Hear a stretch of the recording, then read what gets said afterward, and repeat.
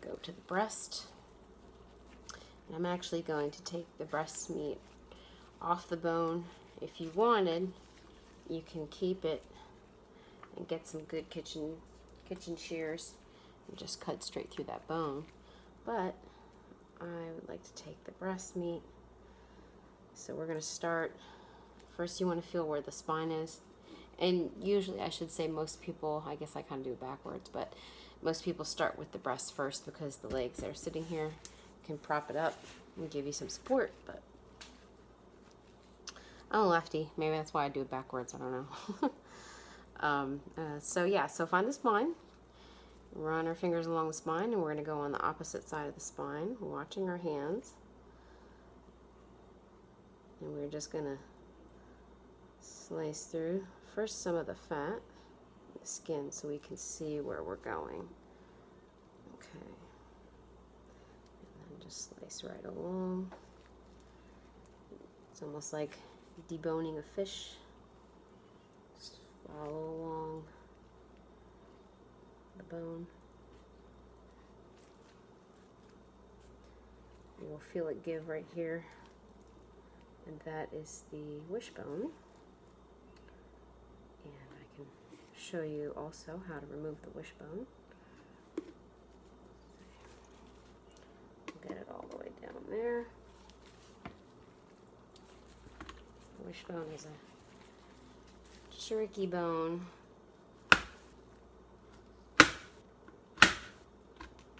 Some people just leave it in and cut through it, which we can do. You know, it's up to you, but by the time that I get down here, I can usually feel it. And the wishbone on the goose is a little bit bigger.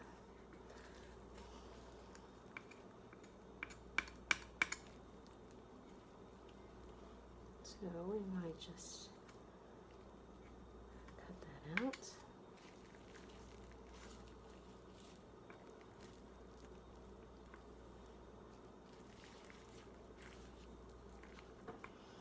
You want to scrape away the meat surrounding the wishbone. And this is a little bit harder, so I mean this is something that's a little bit more advanced. Again, practice first on chicken. You know, the wishbone is so tiny on the with that bird because it's a smaller bird. I would start with that first. And I'm just pulling back the meat surrounding the wishbone.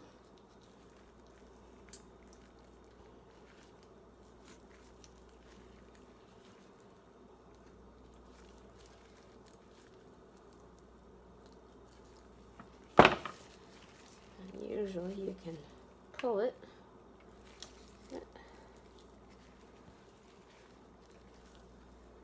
This is a little bit stronger. So, let me just cut through it, or cut around it, I should say.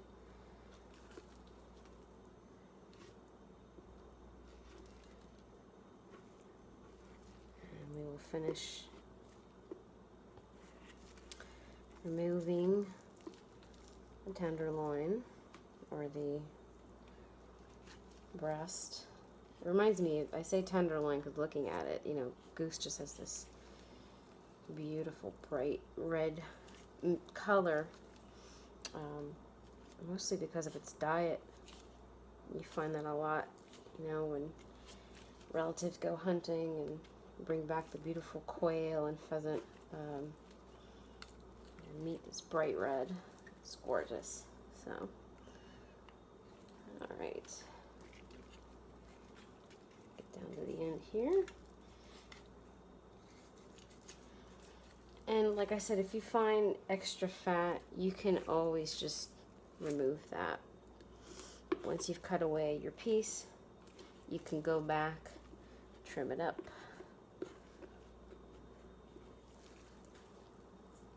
Make it look pretty.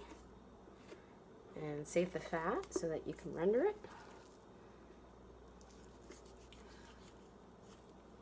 This one seems to have a lot of fat on it.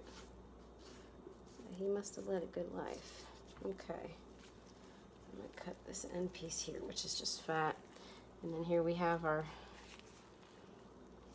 breast right here, the tenderloin right here, and you can tell it's a tenderloin because of that tendon that's attached. You can cut this out and remove it, but I'm just going to leave it as is. You can see it runs all the way down. Okay, there's our beautiful breast, and you can probably see why here I had some trouble pulling this out. Compare this wishbone, which is about that big, to a chicken wishbone. Big difference. So, all right, we're gonna go and do the same thing on the other side. Find that spine, almost like you were filleting fish. Follow your knife right along the spine. Always watch where your hands are, your palms. Follow right along. Hold it close to the spine because you want to get as much meat as possible.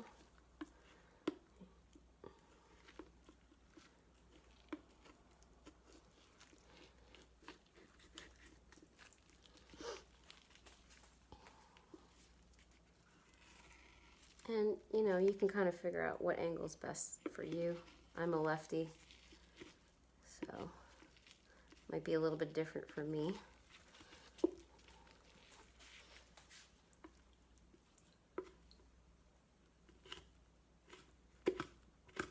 Alright, now I'm just going to go in and just keep following along the bone and cut away so I can get all that meat, all that beautiful breast meat, which is the best part. Okay.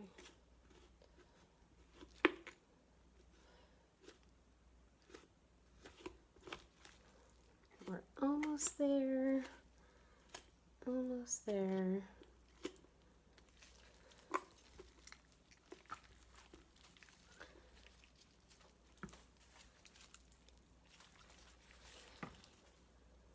I'm going to cut along the wishbone so I can remove the breast.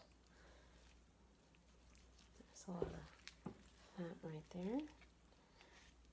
Okay, separate that.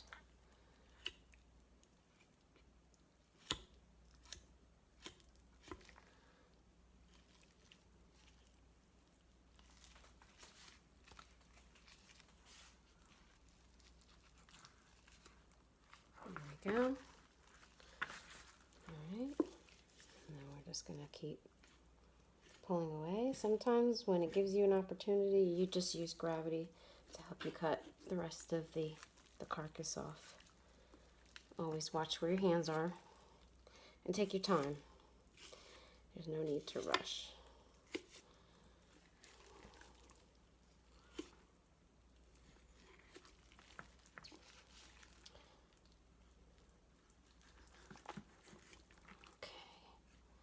All right, and there we have the breast. Now this was a little bit, didn't mean to pull this part off, but there's some fat and there's a little bit of meat that was attached to the back, but that's okay. We can clean it up depending on what you want to do, if you're going to roast it or, you know, it all depends. So that's good to go, and what we have left is this, and we're going to cut this down into manageable pieces and make a beautiful stock. And I will come back after I've cleaned up and we'll continue. Thank you.